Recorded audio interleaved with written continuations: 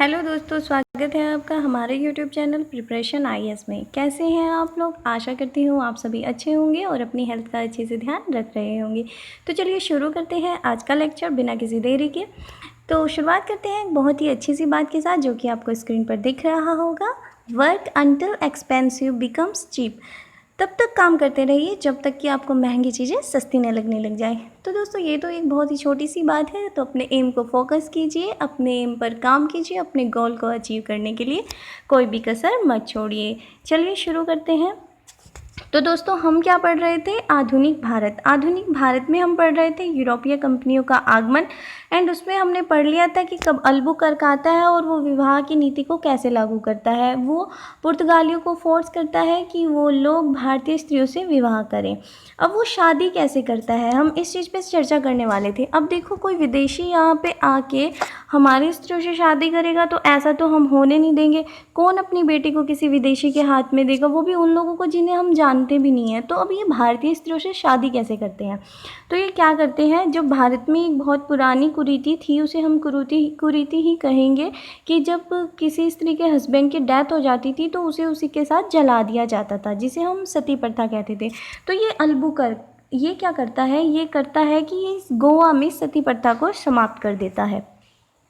सिर्फ गोवा में, क्योंकि सती प्रथा इंडिया में बहुत बाद में समाप्त होती है, ये बस गोवा में समाप्त करता है। अब ये समाप्त क्यों करता है? इसलिए नहीं करता कि इसे हमारी कोई अच्छाई से मतलब है, नहीं, हमारी अच्छाई से कोई मतलब नहीं होता है। ये उन स्त्रियों से फिर विवाह करता है जिनके हस्बैंड की डेथ हो जाती है। मतलब उन पुर्तगाली उन स्त्रियों से विवाह करते हैं जिनके हस्बैंड की डेथ हो जाती है, जिन्हें ये सती होने से बचा लेते हैं। तब जाकर के इन लोगों से भारतीय स्त्रियां शादी करती हैं और इनकी संख्या में वृद्धि होती है। तो दोस्तों, समझ आया होगा कि कैसे ये लोग सती प्रथा को बंद करते हैं अपने फ़ायदे के लिए। माना कि हमारे समाज की एक बुराई को ख़त्म करते हैं, बट सिर्फ अपने ही फ़ायदे के लिए ख़त्म करते हैं। तो थोड़ा सा ध्यान दीजिएगा कि यहाँ पे ये कंवारी लड़कियों से शादी नहीं करते हैं। जिन औरतों के हस्बैंड की डेथ हो जाती है उनसे ये शादी करते हैं यहाँ पे, क्योंकि आप सभी जानते हैं अनजान लोगों को आज भी भारत में लड़कियाँ नहीं दी जाती।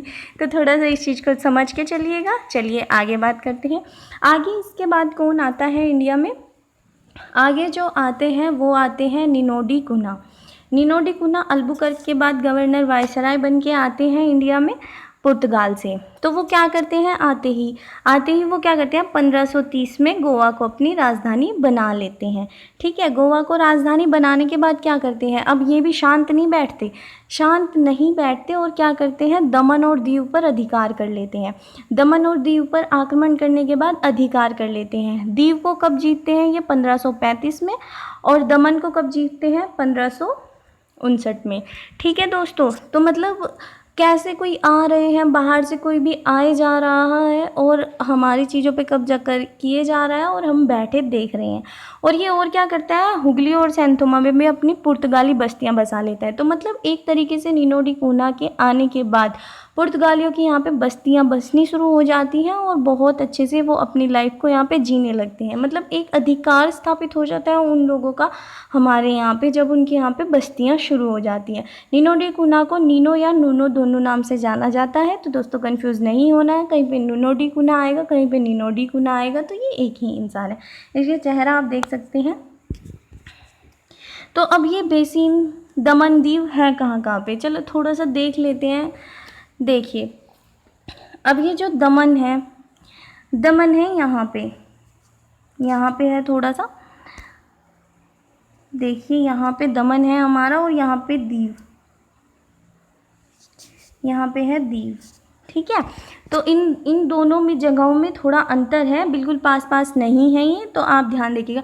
और दमन में एक चीज़ देखिएगा, दमन में पुर्तगालियों ने बहुत अच्छी संरचना बनाई हुई है। मतलब अभी भी वहाँ पे किले हैं। अगर आप कभी गए वहाँ पे तो देखिएगा, उन्होंने एक किले की संरचना कुछ ऐसे बनाई हुई है। पता है क्या बनाया हुआ है उन लोगों ने यहाँ पे ऐसे करके एक, यहाँ पे जैसे ये दमन है ना, यहाँ पे किला बनाया, और किले की छत पे जानते क्या है, चारों तरफ ऐसे बहुत बड़ी बड़ी तोपें लगी हुई हैं। तो आप देख सकते हैं कितनी बड़ी संरचना बनाई होगी उन्होंने। थोड़ा सा यहाँ पे उन्होंने तोपें वगैरह लगा के काफ़ी स्टेबल एक संरचना बनाई हुई है, और आज भी काफ़ी मजबूत संरचना वो है वहाँ पे, मतलब टस से मस होती नहीं है वो। अब हमने क्या देखा कि नीनो डी गुना ने दमन और दीव के साथ साथ हुगली कहाँ पे पड़ेगा अभी, हुगली पड़ेगा उस टाइम का यहाँ पे। ठीक है दोस्तों, तो थोड़ा सा कंफ्यूज नहीं होना है, चीज़ों को मैप में जाके ज़रूर देखते रहिएगा क्योंकि ये आपकी ज्योग्राफी के लिए भी बेस्ट है। ठीक है, तो इंडिया का मैप भी ज़रूर साथ साथ समझते रहिएगा। ये प्राचीन मैप के थ्रू हम बता रहे हैं दमन दीव और हुगली, तो आप आधुनिक मैप को भी देखते रहिएगा, ये आपको ज्योग्राफी में भी हेल्प करेगा। ठीक है दोस्तों, उम्मीद करती हूँ ये दोनों चीज़ें आपको समझ आई होगी। अब पुर्तगालियों के बारे में कुछ इंपॉर्टेंट फैक्ट्स हैं, वो हम थोड़ा सा जान लेते हैं। देखिए क्या है, जो इंडिया में प्रथम पादरी आता है उसका क्या नाम है, पुर्तगालियों से जो प्रथम पादरी आता है उसका नाम है फ्रांसिस्को जेवियर। एंड वो जब आता है उस टाइम गवर्नर कौन होते हैं, ठीक है, उस टाइम गवर्नर होते हैं अल्फांसो डिसूजा।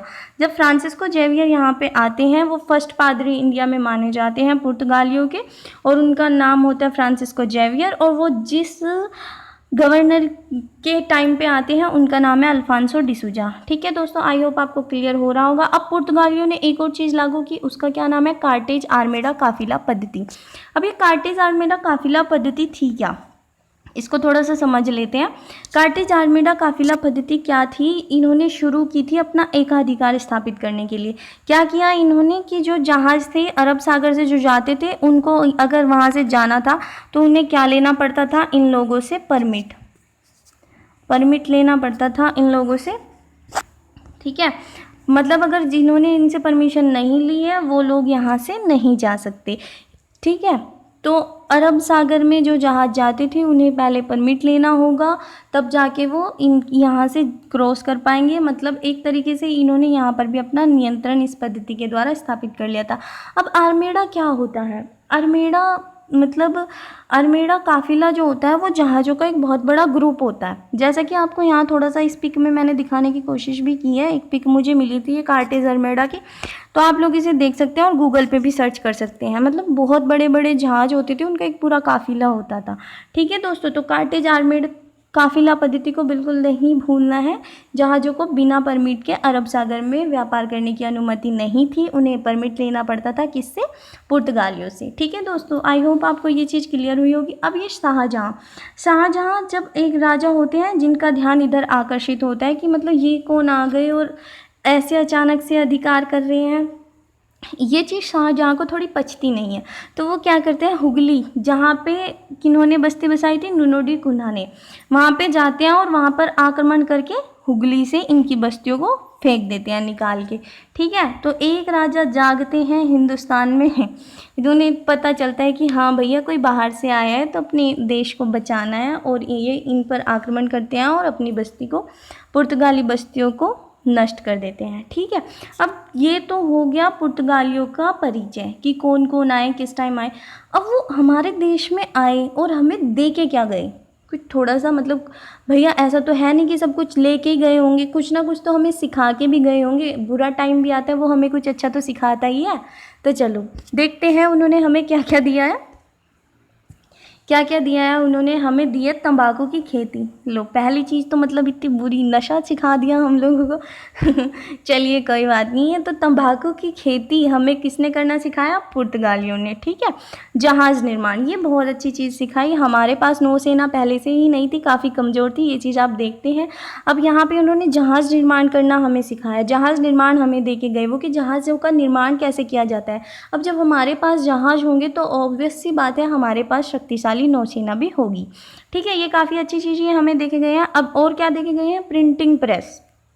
अच्छा, तो मतलब ये हमें बता के गए हैं कि भैया किसी चीज़ को प्रिंट कैसे करना है, उसे निकालना कैसे है। अगर किसी चीज़ को हम इस्तेमाल कर सकते हैं तो उसे हम लिख के उस विधि को सेव भी कर सकते हैं प्रिंटिंग प्रेस के द्वारा।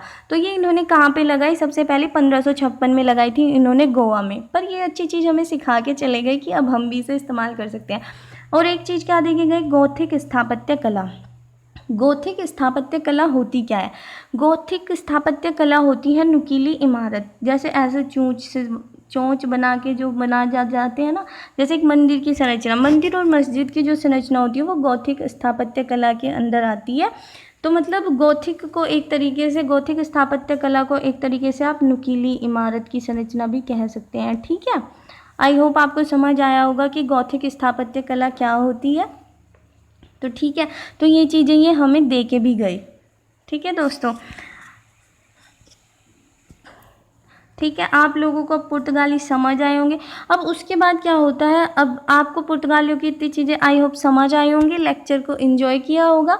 अब उसके बाद हम नेक्स्ट लेक्चर में क्या पढ़ने वाले हैं, हम पढ़ने वाले हैं कि ये लोग पतन की तरफ किस तरीके से जाते हैं, ये क्या ऐसा करते हैं जिससे कि हम लोग या कोई बाहर से आके इन लोगों पर भी अपना नियंत्रण स्थापित कर लेता है। मतलब कुछ कमियां तो इन लोगों में भी रहती होंगी। अब आप जानते हैं कि हर किसी की एक कोई ना कोई एक कमज़ोरी भी ज़रूर होती है, तो इनकी क्या क्या कमज़ोरियां रही, इन्होंने क्या क्या लागू किया, क्या क्या गलत किया, क्या क्या सही किया, वो हम पढ़ेंगे कल के लेक्चर में। और इसके साथ हम शुरू करेंगे नेक्स्ट टॉपिक हमारा डच कैसे इंडिया में आए, उन्होंने कैसे खुद को इस्टेब्लिश किया, वो कितने टाइम रुके, क्या क्या उन्होंने किया, ये हम कल के लेक्चर में पढ़ेंगे। तो दोस्तों आज के लेक्चर में इतना ही, थोड़ा बड़ा लेक्चर मैं नहीं बना रही हूँ क्योंकि छोटी चीज़ें हैं, एंजॉय कीजिए, मज़े से पढ़िए, कोई प्रेशर नहीं लेना है माइंड पे। और वीडियो पसंद आई हो तो लाइक कीजिए, शेयर कीजिए, कमेंट कीजिए और चैनल को सब्सक्राइब कर दीजिए।